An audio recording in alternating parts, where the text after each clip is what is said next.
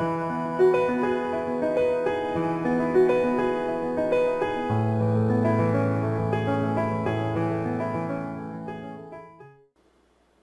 I'm Demi, founder and CEO of You're the Book Press and editor-in-chief of Self Pub magazine.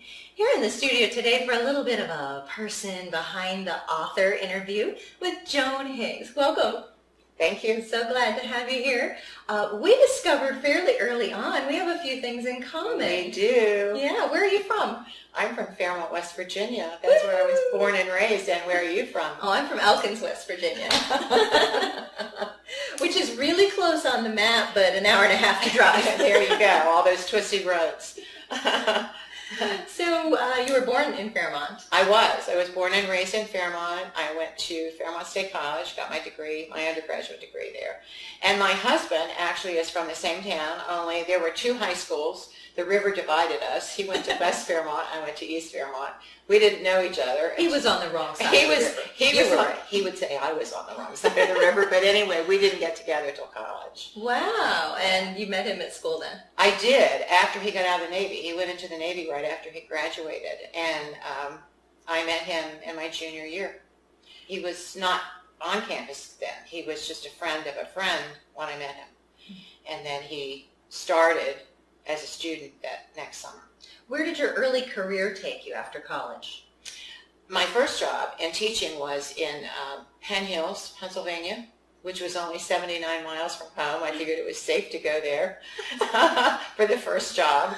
And I loved it there, but I knew that my future as a speech and drama teacher, as well as an English teacher, was not going to happen the way I wanted it to, because the woman who taught drama to seniors and taught public speaking was going to be there a long time.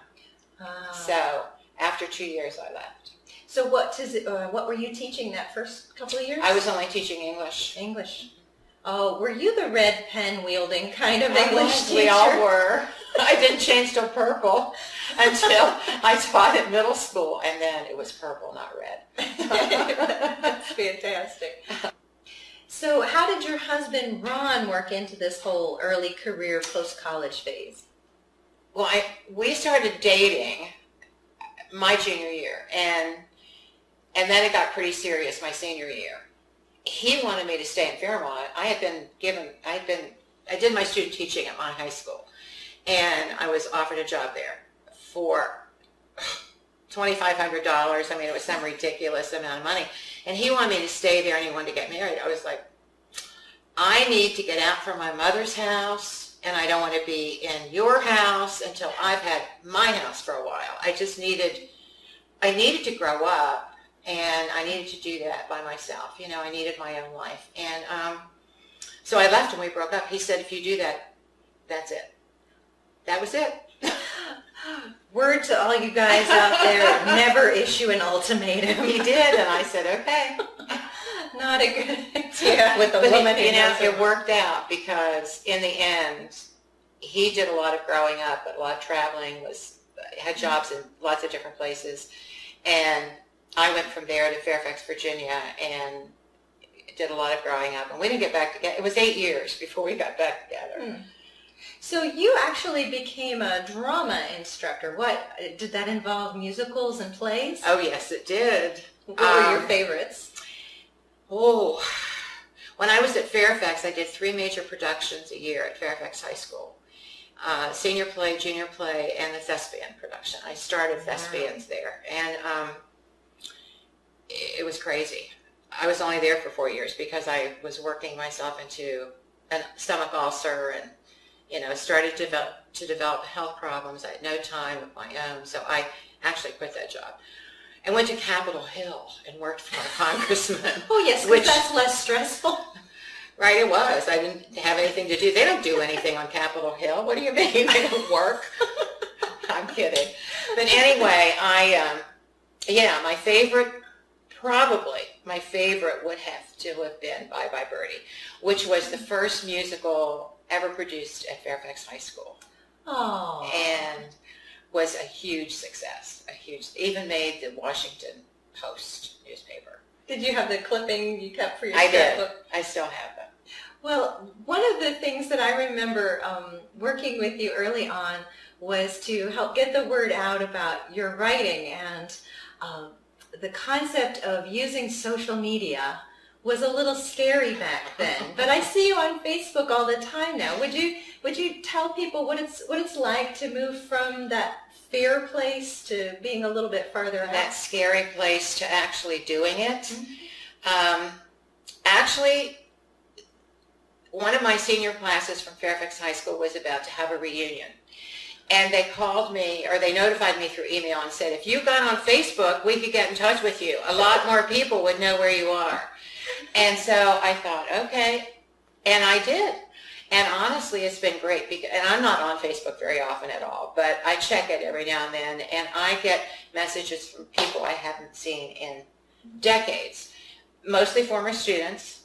And it's been great. It really has been great. But it was scary because I still don't know what I'm doing most of the time. I still have to ask questions, but I manage.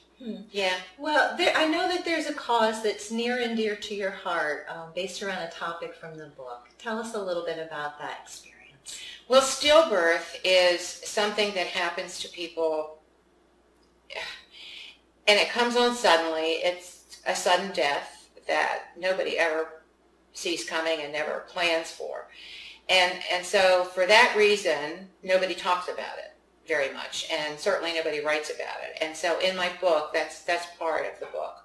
Because when it hit us, it was a full-term baby. She was 12 days before her due date.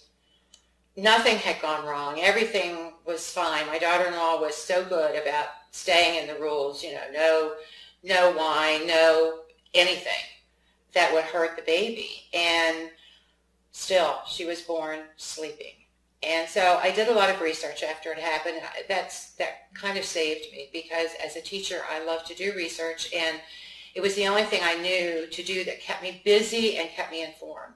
I had no clue what caused this. And so I found out a lot of stuff, and I thought, people need to know this.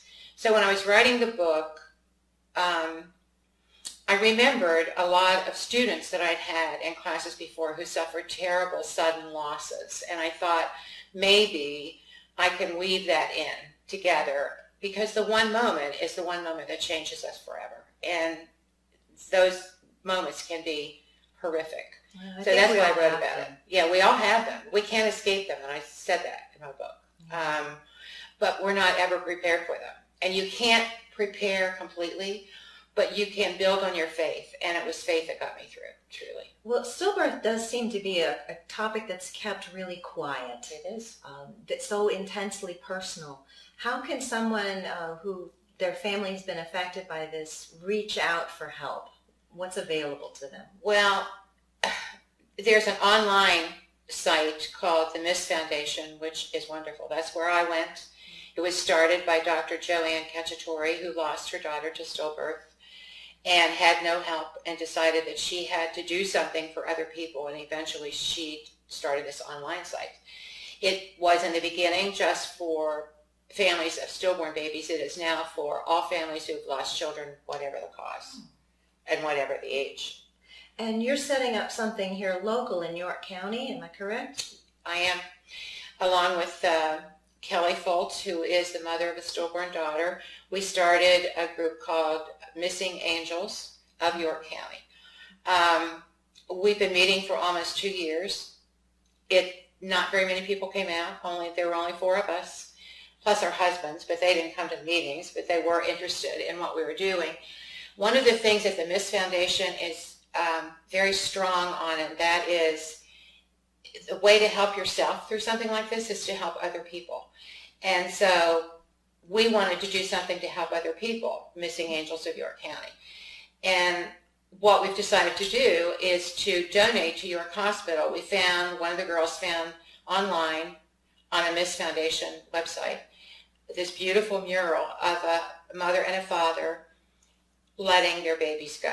And their babies are in the form of butterflies, and the mother and father are in the form of tree branches.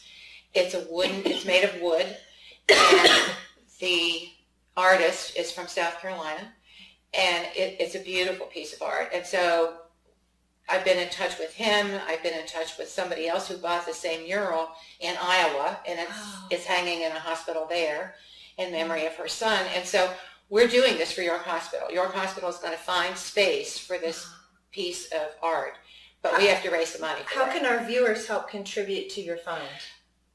Our website is going to go live hopefully tonight or tomorrow, and the address is missingangelsofyc.org. We are now a 501c3. It has taken a while, but I've been working on this since April, and we finally got a letter from the IRS making us exempt, and so everything is legit. There's a PayPal button on our website. Terrific. So you can help out this wonderful nonprofit here local in York County. We'll flash the address on the screen here now and at the end of our video, so your tax-deductible donations can go to a really great cause. Yes. Thank you. Thank you. Just such a pleasure to have you here today. Thank you. It's good to be here.